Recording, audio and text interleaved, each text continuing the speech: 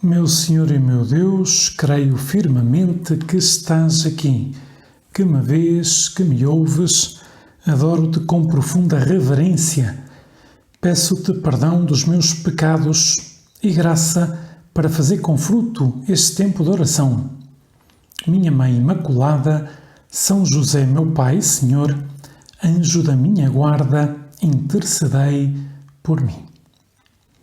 Hoje celebramos na Igreja um apóstolo e sempre que celebramos um apóstolo, a Igreja celebra como festa. Este apóstolo tem dois nomes. São Bartolomeu, que é o nome que aparece habitualmente, mas também é chamado Natanael. Por isso é a mesma pessoa. Bartolomeu e Natanael é a mesma pessoa. E o Evangelho da Missa, do capítulo 1 de São João, relata como Bartolomeu conheceu a Jesus.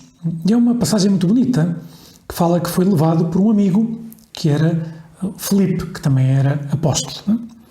Diz assim: naquele tempo Filipe encontrou Natanael e disse-lhe: encontramos aquele de quem está escrito na lei de Moisés e nos profetas, é Jesus de Nazaré, filho de José.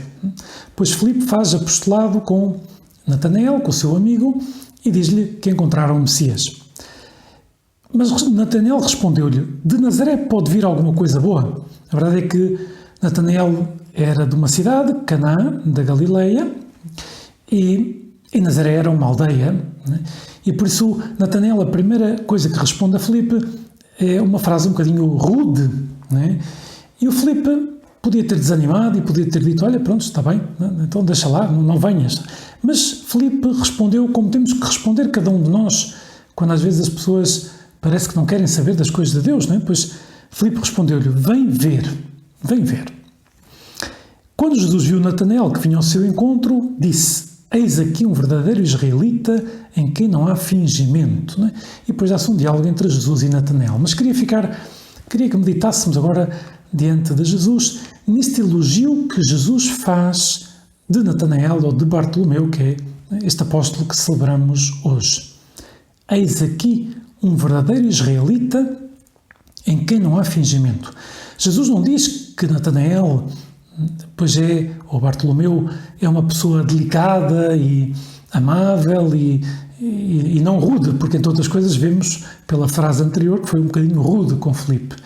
Mas admira que de facto não há fingimento. Ele diz aquilo que pensa e não há nenhuma hipocrisia no seu atuar. E Jesus, de algum modo, fica admirado com isso, porque percebe que, claro, um homem assim pode-se formar bem, será um grande apóstolo, como de facto ele foi. Diz a tradição que foi pregar o Evangelho à Índia, também esteve na Arménia, na Pérsia, que hoje é o atual Irão, e sabemos também pela tradição que ele morreu decapitado após ter tido a pele dele arrancada. De facto, foi um martírio um bocadinho duro, não é? Por isso é que nós concebemos apóstolos que são mártires, como é o caso de hoje, a missa, o sacerdote usa os paramentos vermelhos, né? Porque São Bartolomeu foi mártir, deu a vida por Cristo. Mas era um homem sincero, era um homem de uma peça só. E isso, Jesus, ao olhar para ele, pois faz esse elogio. Oxalá que o Senhor também, quando olha para nós, vê os nossos defeitos, vê as nossas limitações, vê as nossas misérias, mas possa dizer: eis aqui um homem, eis aqui uma mulher sincera, né? Que de facto não há fingimento, que atua, digamos assim, com sinceridade de vida, que não engana os outros. Reparem, Jesus, na sua vida pública, não se escandaliza com as misérias humanas, ajuda pessoas que estão muito longe de Deus. No entanto, há uma coisa que ele não suporta, né? Digamos assim, do modo humano, que é a atitude dos escribas e fariseus, que é a hipocrisia. Por contraste, em relação à sinceridade, o contrário é essa atitude hipócrita dos escribas e fariseus que dizem uma coisa e pensam outra, né? Então Jesus diz claramente que essa atitude não é compatível com o reino dos céus, que uma pessoa que atua assim não pode mudar de vida, não se pode converter, não pode melhorar, não pode arrepender-se dos seus pecados. Porquê? Porque não é sincera, porque lhe falta esse amor à verdade. E por algum motivo, a Igreja desde sempre, ou os autores espirituais, há muitos anos, chamam ao demónio o pai da mentira. Só consegue manter as almas longe de Deus através da mentira.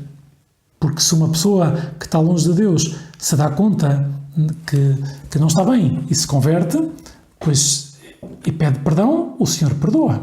Por isso, o único que Deus nos pede, não sei se já pensamos nisso com calma, o único que Deus nos pede para nos perdoar, por um lado, é o arrependimento. Essa noção de que se voltasse atrás, lutaria por não me portar assim, por não me enganar nisto ou naquilo. Não só porque sim, porque é uma coisa má, mas porque ofende a Deus que me ama tanto. Aliás, como dizemos no ato de contrição, quando nos vamos confessar, dizemos esse, ou podemos dizer, este é dos atos de contrição mais comuns, né? Esse, meu Deus, porque sois tão bom, tenho muita pena de vos ter ofendido, ajudai-me a não tornar a pecar. Ou seja, captamos essa bondade de Deus e vemos o pecado como aquilo que é, uma ingratidão. O Senhor nos pede arrependimento e depois nos pede sinceridade, nos pede simplesmente que nos acusemos diante dele, representado pelo ministro, pelo sacerdote, que nos ouve em nome de Cristo, que nos acusemos dos nossos pecados. E basta isso para Deus nos perdoar, esquecer e nos limpar, digamos assim, a alma e dizer-nos, vá, recomeça uma vida nova, vá em paz, vá em paz. Por isso é tão importante esta virtude da sinceridade e vemos como ela brilha em Bartolomeu, o apóstolo que celebramos hoje, e vemos como ela falta em Judas Iscariotes. Judas Iscariotes perde o bom caminho, pois porque começa a ser pouco sincero, porque começa a roubar dinheiro da bolsa, diz lá o Evangelho, né? A não ser honesto com os dinheiros, ele levava a bolsa com o dinheiro de todos, etc. E começa a atuar de um modo desonesto e não se arrepende e acha que não há mal nenhum e começa a viver uma vida hipócrita, ou seja, exteriormente parecia uma coisa, mas interiormente era outra coisa e por isso não há essa possibilidade de conversão e por isso acabará por trair a Cristo, acabará por entregá-lo. O contrário, né? Das vidas, digamos assim, por um lado Bartolomeu, um homem sincero, um homem que teria os seus defeitos, um homem que teve que retificar muitas vezes, que teve que pedir perdão a Jesus, teve que recomeçar, mas que permanecerá fiel até ao fim, né? E pelo contrário, um homem também escolhido por Deus, Judas Iscariotes, né? Que também fez milagres e também pregou o Evangelho e tudo mais, mas depois, que num momento determinado da sua vida, pois, deixa de ser sincero, né? Consigo mesmo, deixa de ser sincero com os outros, então, claro, como isso vai crescendo, até que o leva a negar a Cristo. Por isso, esta virtude da sinceridade é fundamental na vida cristã e nós temos que pedir a Jesus que nos ajude a ser sinceros com Ele, sermos sinceros com quem nos pode ajudar, na nossa direção espiritual, na nossa confissão, né? Pois sermos sinceros, chamar as coisas pelo seu nome custa sempre um bocadinho, porque quando temos que reconhecer aquilo que nos enganamos, custa-nos um bocadinho, mas ao mesmo tempo sabemos que isso é fonte de cura, nos ajuda, assim como custa ir ao dentista.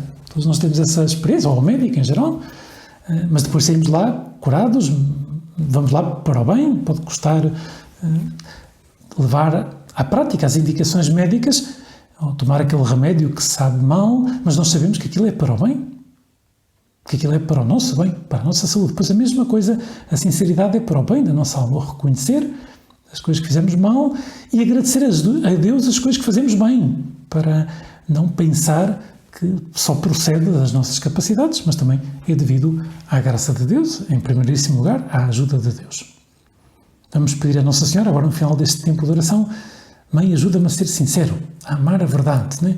A saber reconhecer quando me enganei, não ter medo desta virtude, que é uma virtude profundamente libertadora, né? Porque nos ajuda a viver na verdade e a perceber que o único que nos pode afastar de Jesus, como qualquer pessoa, é exatamente quando a pessoa deixa de viver na verdade, deixa de amar a verdade e começa a amar a mentira, porque parece mais cómoda, e então, claro, tudo se complica na vida.